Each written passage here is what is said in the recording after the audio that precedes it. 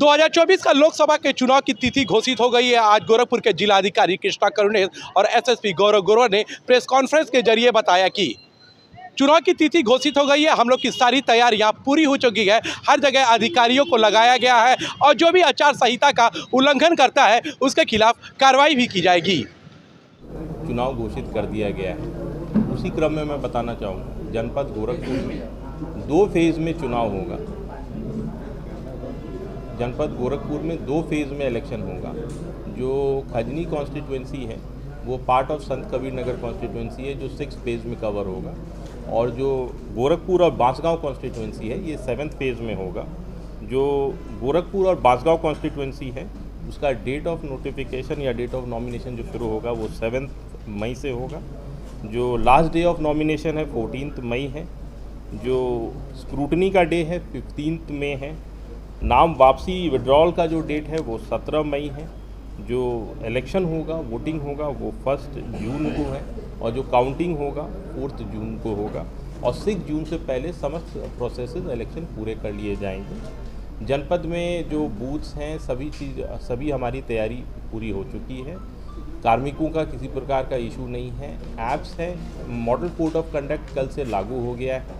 अगर किसी तरह का वायलेशन होता है तो सी विजिल ऐप के माध्यम से या 1950 पे कॉल करके लोग अपना कंप्लेन रजिस्टर कर सकते हैं और 100 मिनट्स में उसको रिड्रेसल किया जाएगा। जो FST SST टीम्स है उसको एक्टिवेट कर दिया गया है। और जो MCC है वो फर्स्ट 24 आवर्स के लिए हम लोग सारे गवर्नमेंट बिल्डिंग्स के डिफेसमेंट्स और होर्डिंग्स हटाएंगे। जो नेक्स्ट 24 आवर्स यानी कि पहला 48 आवर्स है उसमें पब्लिक प्लेसेस से हटाया जाएगा। और जो फर्स्ट 72 आवर्स है उसमें जितनी भी प्राइवेट बिल्डिंग्स हैं उससे डिफेसमेंट्स और जितनी होर्डिंग्स है वो हटाई जाएंगी। आचार संहिता का अनुपालन समस्त अधिकारीगण करेंगे, समस्त पॉलिटिकल पार्टी करेगी, जितने भी कैंडिडेट्स हैं सबके द्वारा किए जाएंगे।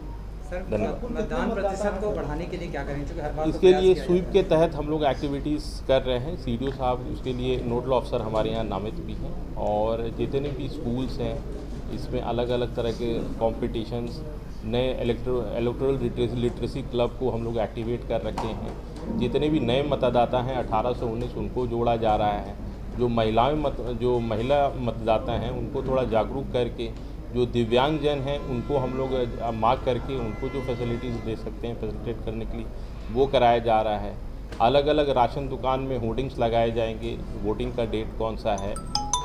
और मीन्स जितने भी हम लोग पब्लिक अवेयरनेस कर सकते हैं मतलब स्वीप के माध्यम से करेंगे ताकि लोग मैक्सिमम पार्टिसिपेट कर दें।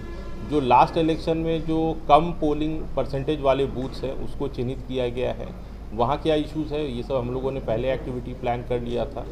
और हम लोग एक्सपेक्ट कर रहे हैं कि एटलीस्ट हम लोग 70% ज़रूर क्रॉस करें इस बार वोट इलेक्शन में।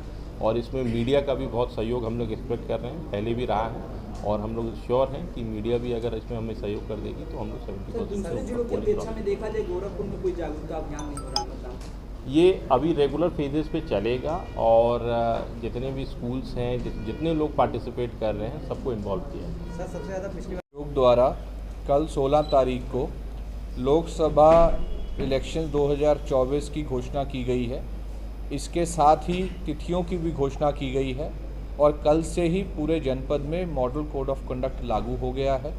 हमारे और DM साहब द्वारा सभी राजपत्रित अधिकारियों की एक मीटिंग कल ही करते हुए इसके प्रावधानों की जानकारी दी गई है और इन सभी प्रावधानों का कड़ाई से पालन करने का निर्देश भी दिया गया है।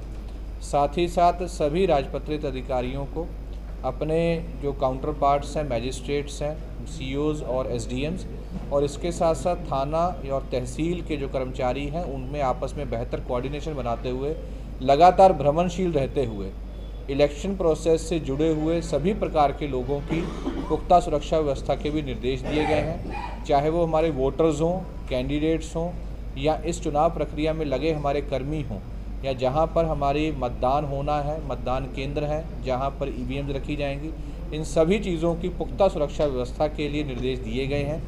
इस चुनाव को पारदर्शी बनाने के लिए बड़ी मात्रा पर CCTV कैमरास का इस्तेमाल भी किया जा रहा है। जो त्रिनेत्र में हमारे कैमरास लगे हैं, जो हमारा मूवमेंट होता है या चेकिंग अभियान होता है उसको भी और सुदृढ़ किया जा रहा है।